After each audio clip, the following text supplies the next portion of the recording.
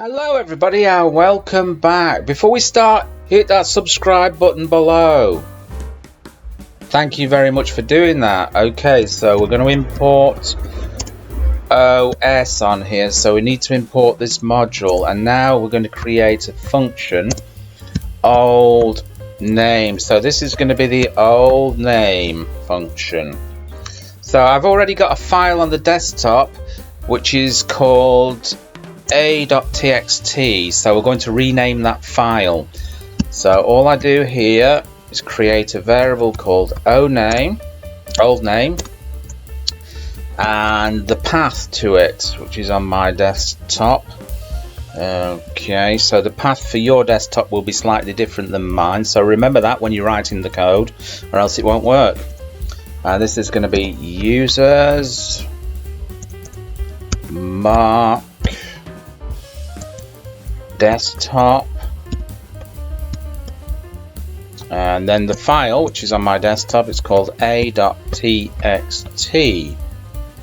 So that's a file. Now we're going to create a variable called renamed.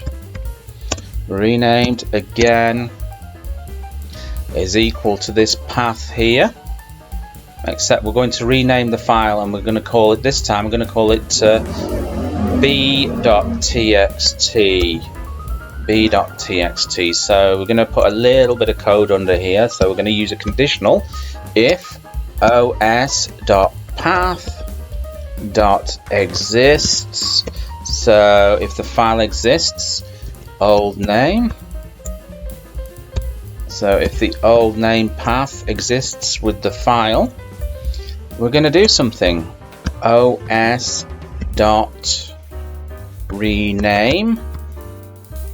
and then we're going to put the old name here, name and renamed.